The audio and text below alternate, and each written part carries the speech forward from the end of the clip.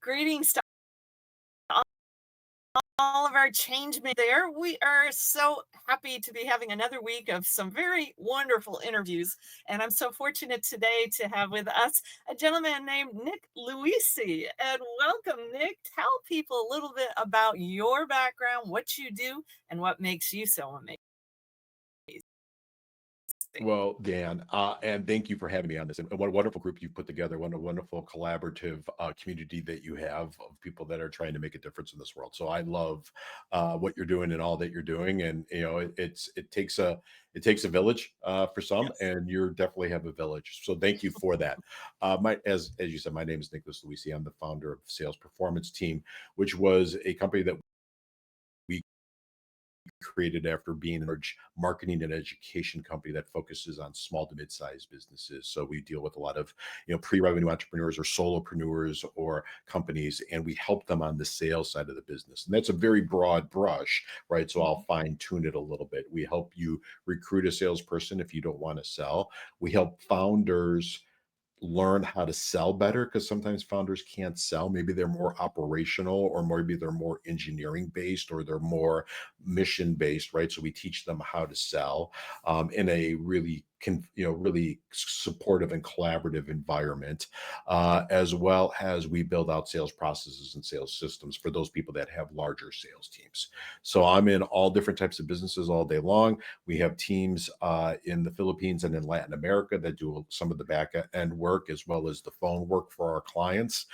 We have clients in Alaska and Hawaii. I've yet to visit either, but I want to. And we have some European clients. We have clients in most of the 40 contiguous states throughout Holy the United cow, States. that's a lot, and you cover a lot of territory for sure. Well, we were talking earlier about the idea that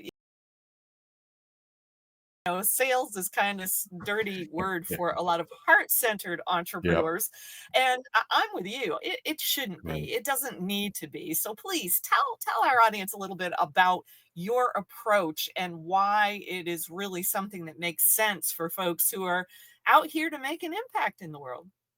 Well, I think all your folks are focused on service, right? And sales at its Yes. purest form is service. And sometimes we have to communicate and convince people of what we want to do, right? Or how we want to help them, or if they're doing things that are wrong and we're extremely mission based, we got to tell them, hey, there's a different way of life, right? And that is really just all about selling.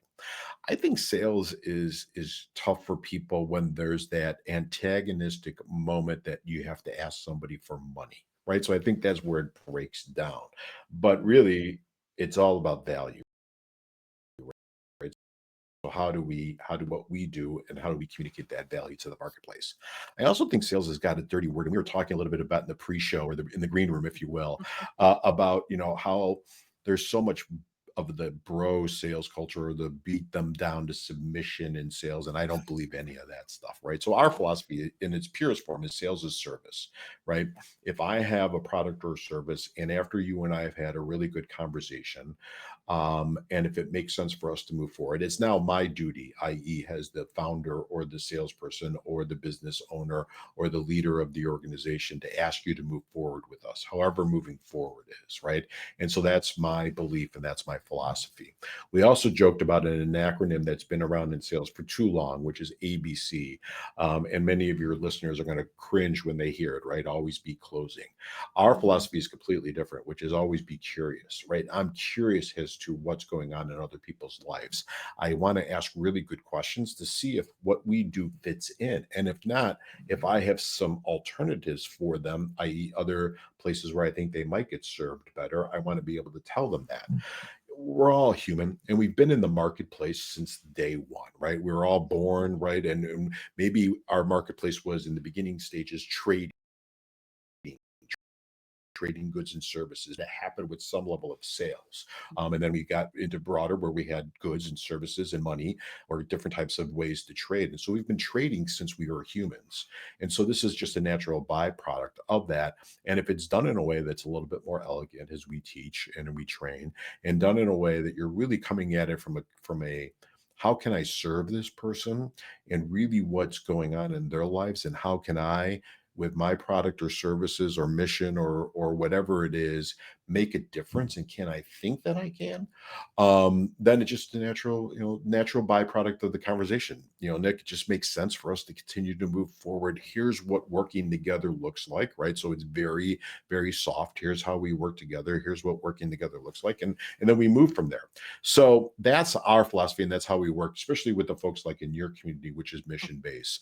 I've given a lot of speeches over the last 5 years of having the company, and even before that, a lot of speeches, a lot of education, a lot of these podcasts interviews with mission based organizations. And I really find them the most rewarding because they really want to make a, it's not dollars and cents. It's really about how can I make an impact. And if you think about listen, I'm a Catholic, right? And transferred over to Lutheranism, which is Catholic light, but it's been around forever. And sometimes they're asking for something, right? To save a soul or a donation or money, right? So we have to think about that, and that money is the way that we keep the mission going, the service going. So we have to get more money into the coffers. Absolutely. And that is one of the things you'll hear a lot in the heart-based community is, the more money you make, the more good you can do. I guess Sure, there's some sure. wisdom in that. Sure, you look at go in. I mean, I'm in the city of Chicago, right? I'm in the suburbs of it, but go in the city of Chicago. All the big buildings, right? All the big foundations were all started by somebody, right? Some capitalist in some way, shape, or form. If I go into some of the greatest hospitals in the world in Chicago, Northwestern, Rush, U of IC, U of C, all I've had family members or myself who have life. Well, it's happening because people are donating to it, right? So you have to have somebody that can ask to move forward in some way, shape, or form of saying, here's how we'd like to honor you, right? Or here's how we could use what you have, i.e., money, move the mission forward. And it's just a natural byproduct. I think it's gotten a bad name because there's a lot of bad practitioners out there, Mm. right? And maybe we had a really bad experience of somebody beating us into submission to buy something that we really didn't need or didn't want or anything of that nature. And so it's become icky, if you. That's a really professional term, icky, right? So it's become icky. So I want to change that I conversation. love that so much because yes, there's far too many people who run around with that image of the salesman in their Sure, head, sure, sure. right? That's part of one of my presentations, right? We showed the picture of what is probably the typical car salesman look and feel, and we just become icky, right? And so we just have to kind of get over that. Sometimes too, it is the fact that we want to move and make an investment in maybe a program or a community or something or a service, and we just don't have the funds, right? So we now are projecting, oh, I don't like sales because of the fact that at this moment in time I can't make that investment. So we just have to realize that, and realize, a lot of times we're carrying some of our own personal beliefs and thoughts into every conversation. And it doesn't mean that the person that we're talking to can't make the investment, right? So we just have to ask them, because money moves the mission, and we want to move the mission. Absolutely. No doubt about that. Well, I love your philosophy of always be curious, but boy, I don't know. In some of the places that I've traveled into recently in recent years, it seems like curiosity is becoming a lost art. What kind of questions are good questions for people to think about, to be curious and to be able to draw information out of people so that they go do Shion, that's something. a wonderful observation and a great. So I do think that we become a little bit closed-minded, and I'm not blaming the politics of today, but but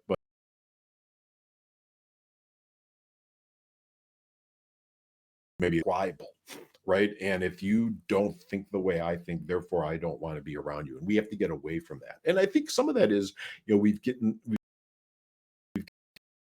a little bit away from liberal arts based education, right? The liberal arts based that you and I had, which is really thinking from great literature and having questions posed upon us right now. I think a lot of educators, my guess is their hands are tied and they're all to the testing, right? So they're teaching Mm, to the test versus teaching how do we critically think. And that's something that's going to have to change, or there's going to be different schools that are popping up for parents that want to have critical thinking. And so I think it's a great question, but it's probably societal based, right? So if we're just you and I are talking, my thought is I try to have a little myself before I get on, right? How can I make this conversation the best conversation that this person's going to have today, that she have right before, however you want to call it? That's what I say. How can I give? Then the other question is many times we position to react versus listen. mm, And I think the active listening of day is probably because we're hyper connected, right? We've got a phone, like you and I are talking about. I got a screen going off, I got Slack going off, I got a phone going off, I got email, right? So we're hyper connected. So how do we slow down, right? And I think our forefathers were better at slowing down, right? And the old days, it took a letter to me, right? So then I could respond to the letter. But it's how can I actively be engaged in conversation and actively listen? There's a great book, right? I think it's called Active Listening. And I talk about it all the time. And it's really not waiting to respond. And salespeople are the worst, right? Because we're just waiting to pounce, right? We've got that $1 million line that we just want to throw out there because that's going to get me the sale and I'm going to move on to my next one. Versus, okay, that's curious. I'm Nick, why did you say that? Or why do you feel that way? What made you think to do that? Right. So I think you have to go mhm, six deep. And it all starts with I'm curious because we are curious, right? ABCing. We all buy probably good you could buy and listen to, right? And some of them are based in therapy, right? And so what are the questions, mm, right? So a therapist doesn't come with preconceived notions and judgments. They're just digging a little bit deeper. And I think that's kind of what we have to do, right? But I do think a lot of it is societal based. And we have to realize that my neighbor's my neighbor, right? And the person I'm talking to might be thinking differently and might have a different political slant or sexual slant or whatever.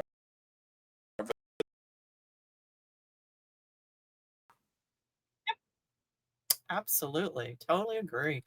Wow. Okay. Yeah, that actually, the book that popped into my head was even going back to Stephen Covey's Oh, 7 Habits, right? He sure. says, seek first Yeah. to understand and Yeah. then be understood. I think, that was a seminal work, right? And then, I think his son did the building trust or something of leadership Mm, of trust, which is a great book too. And I think, you know, when you see the people that were, kind of communications major, they're like, well, this is nothing that hasn't been out there for a while, but at least he packaged it in such a way and he brought it to the mainstream, but also brought it to businesses. A lot of businesses were trying to get that. And I mm, think, some of this mistrust that we have for our neighbors and other people also happens in business, right? So how do we yeah. break that down? Absolutely. Yeah, that's a kicker because I think that It is. is one of the added things that has happened over time is that the lack of trust amongst people in society has made it that much more challenging to be in sales if you don't have the right attitude, the right approach, the right way of doing things. Last thing in the world anybody wants to feel is like someone is manipulating them, and that's Yeah, that's what a lot of people think of when they think of the whole selling process. But I'm it does. curious, bringing that up, is there any time in your history where you had an experience in a selling process, either doesn't matter which side of the table, where you said, I am not doing that, or I will not be that in a selling process? So I see a lot of it today, especially when we take over a sales team where, you know, m- maybe they were just trained wrong way or they just think it's the appropriate way to do things. And our job is to kind of educate, right? And just say, okay, let's think about this from another perspective. And one of the presentations and one of the trainings that we do is, how would you want your grandmother treated? would you want your grandmother treated in such a way that you're just selling to somebody, right? I don't want my grandmother closed. I want my grandmother to be taken care of, my grandmother to find the opportunities to be presented to them. If it's the right opportunity for her, and it's our job and responsibility. So I think we have to kind of realize that and change the language. And so to answer your question, I have seen it so many times. It almost is appalling. Right. I remember once I we when I had a company that was different than this one, and we were in the marketing space, and a salesperson came and said, "Oh, I met this guy, and he could help us with XYZ." And then we don't have to get into the details of it. And he's gonna come out and talk to us. I said, "No, I don't want to do it." Right? Listen. I've been around these guys. He goes, "Oh, no, no, this is how they do it. They do it completely different than everybody else." And he's bringing his boss. I said, "Okay." So we sit Mm, down and we start having the conversation. I said, just so you know, I got a really bad, taste in my mouth. I've been burnt before by other kind of companies. And I hear that you do XYZ differently. You do it in one, two, three. And the boss says, no, we don't do it. We do it like XYZ. And so I proceeded to say five things. And he said, no, so the salesperson completely lied to get into the uh, door. And then the boss was just going to beat me to submission. Right. And I'm like, listen, you know, let's just cut this short because I'm not buying what you're selling and you ain't selling what I'm buying, right? So let's be men about it. And I just got up and I walked them out, right? So there is the my guess is there was probably so much pressure put on that salesperson just in the meetings or get some blaming the system. Now maybe the salesperson was just a complete jerk and we'll use professional language in that. And just felt that he could lie him and that would get him where he wanted. But I also think sometimes it's the system and the process, right? So we're putting so much pressure on people in the sales department to bring results that they are now going to maybe cut their ethic a little bit shorter. And that's that you can't blame the people. it That's a is. And I systemic I problem. actually worked as a recruiter some years ago Oh, myself. sure. I remember I used to have some of the worst arguments with my boss because, to her, if I was working order and I hadn't sent her 15 can that company numbers that I needed to meet. Sure. And yet for me, I was working on building relationships where I could send one or two resumes to a manager and know that one of those was going to get interviewed. She could not deal with that. And that is part of the game out here in a lot of places. It's Yeah. got to be about the numbers. Yeah. And it's not just on the sales side too, though. I think it's on the operational side. And I think it's, a lot of stuff. I remember I had um, a dear friend, a family friend that worked for a very large organization. We'll call it Motorola, right? So we're not, I'm not going to break any, and it won't deeper than that on actuals, but they were talking about delivering and launching a product. And this guy was a genius, right? He had like five patents, and he sat there, and the company, the procurement person said, "Well, we're having difficulty finding raw material, right? So we're not going to get the raw material, and the raw material is going to be 3 months delayed, right?" And somebody else or the production line, right? So we're going to be 2 months delayed, right? So we went around, and then finally the boss said, "Okay, well, our launch date is next week. Will we hit it?" And everybody around the room said, "Yeah, we'll hit it," right? But they said, were the materials late, the production's late, we don't have enough staff. How are we going to hit it?